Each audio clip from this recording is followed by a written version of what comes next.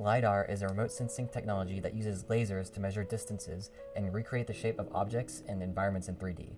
Basically, by projecting a laser light and analyzing how it reflects back to the laser, Lidar systems can generate highly detailed point clouds that represent the geometry of the real world.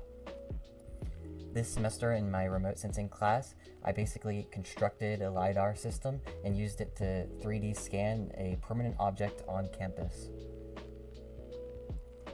So the first step for this project was to take the provided CAD models and modify them so that they fit my tripod. I was then able to print them out, assemble them, and put them onto the tripod. I got everything mounted with plastic threading screws, or plastites. So got the Raspberry Pi mounted, hooked up to the Arduino. Arduino is mounted as well with these screws. And then the Arduino is just I just have it giving power to the laser, and we got the camera set hooked up with just M2 screws threaded into the plastic. I just got this tripod from Amazon. Here, let me just take it off. So the tripod just comes with this little mount, and the mount just had this like 1/4-20 thread on it. So I just modified the print to just have a 1/4-20 thread. I just chased it with a tap and it fit right on there. With everything installed, I could start the calibration process. First, I just needed to make sure that the laser was perfectly in line with the camera, so I was just able to run this simple Python script on the Raspberry Pi to make sure that everything was aligned. Next, the calibration process is basically just adjusting the scanner so that the measured distances better match the real world. In the project, I was just able to tune some variables to help the system convert the camera pixels into angles and distances. Some small errors are still there, but you can see the difference between the uncalibrated and calibrated curves, so it should be much better now. So the next step before I go out into the field is just to test the system to make sure it's all working. So the reason I'm doing a laundry basket is because this is like the third item I've tried, and for some reason the camera literally cannot see the laser on a lot of these items. So it sees like white items really well. So this is a big white box. So as you can see here, this is the point cloud and cloud compare. It's still a little bit distorted, but I did have to apply some post filtering in MATLAB, but overall you can definitely make out the general shape of the laundry basket and the wall behind it. Okay, so this is the thing that we're going to be scanning. So the actual pedestal itself is very bright and white, so it should be pretty easy for the laser to pick up, but the actual the bronze part of the statue is going to be a little bit more difficult, so I'll have to figure out something to be able to scan that well.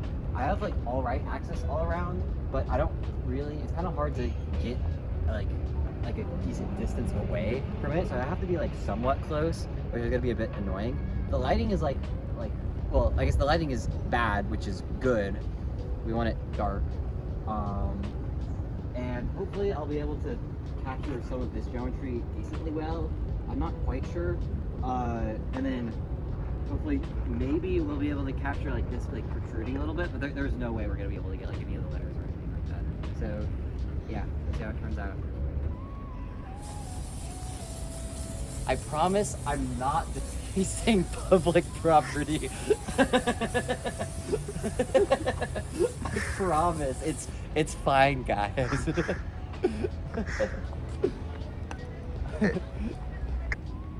Okay, so we're here, back again, trying to take video while it's not raining.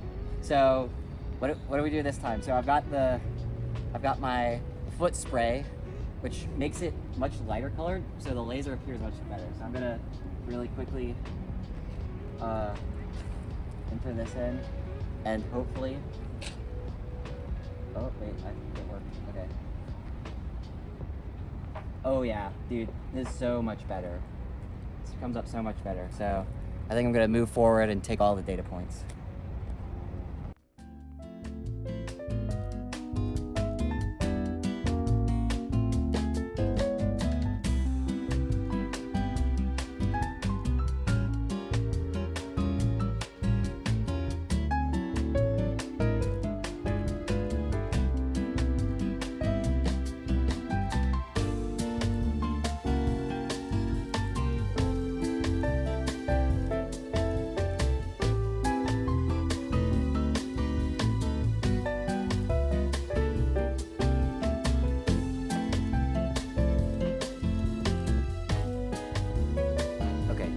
that I've collected all the data, I basically have 4 different programs that I use to turn all of my images into the actual point cloud. So I've got my modified version of the color picker that I've been using in previous assignments.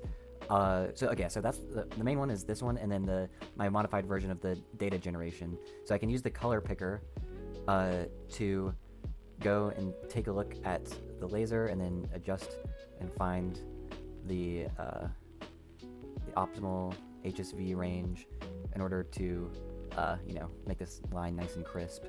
And then I can plug those values into here somewhere, or no, here, in order to turn all of my files here. So these are like all of the different images, and I can turn them all into these guys, which will then be made into the point clouds.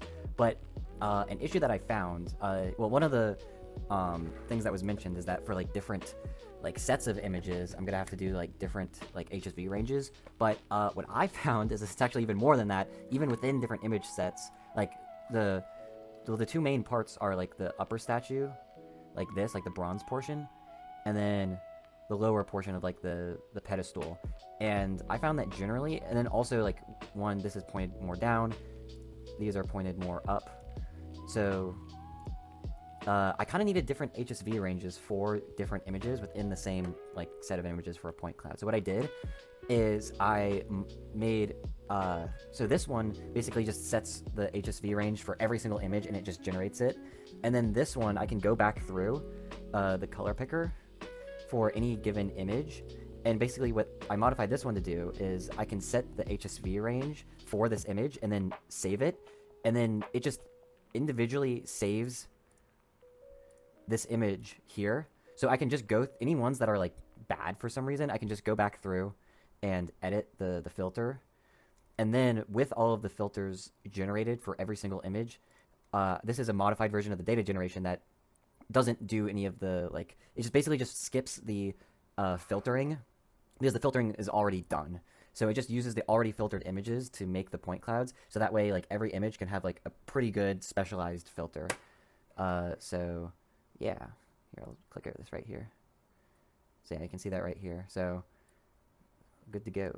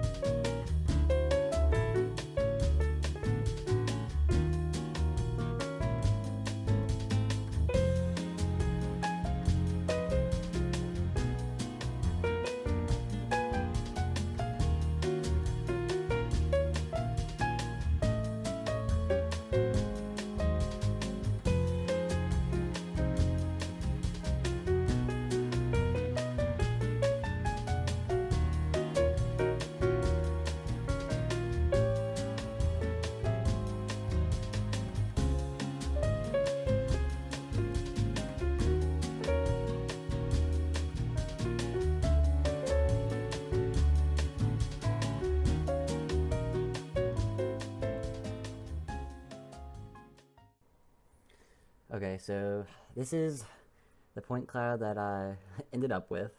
I tried my best. There was definitely some distortions, and I tried my best to account for them by like transforming it in like MATLAB and stuff like that.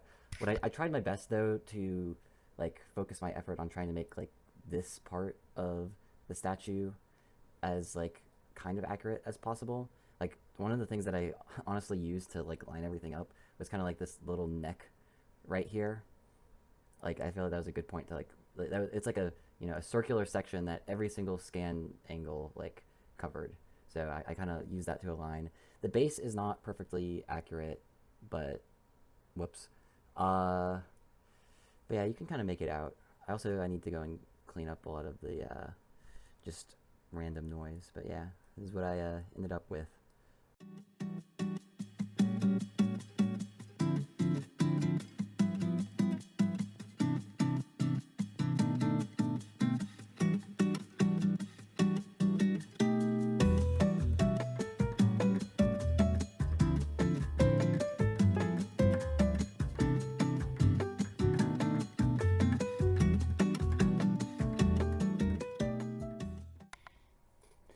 Okay, so I went ahead and did the mesh thing in Cloud Compare, and it gave me this. Wow. I don't really know what I'm supposed to do with this, but I'm gonna see if I can mess around in Mesh Lab and see if I can get something a little bit better, because I'd really like to 3D print it.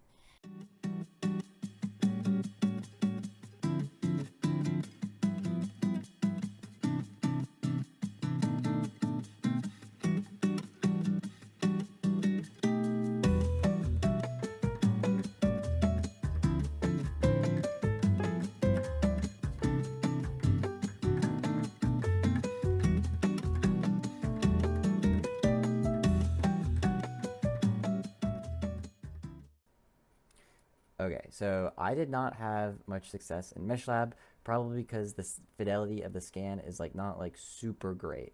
I went and I tried a whole bunch of different things, but no dice. So in terms of like actual proper meshing, this is probably about as far as it goes. However, I have a much dumber idea.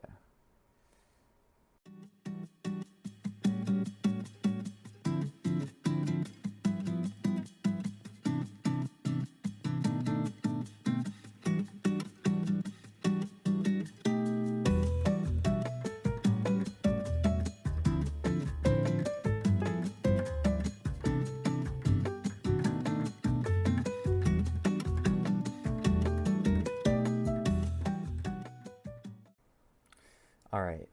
Now, I am 100% aware that this definitely does not count. However, I did use the point cloud to make a file that is 3D printed. You can't say I didn't use it. So, just for funsies, let's go and print this guy out.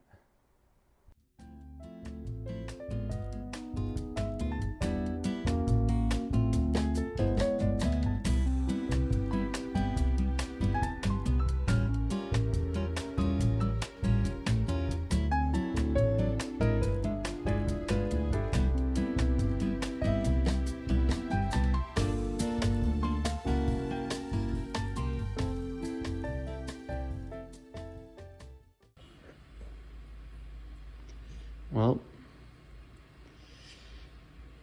this sure is a thing.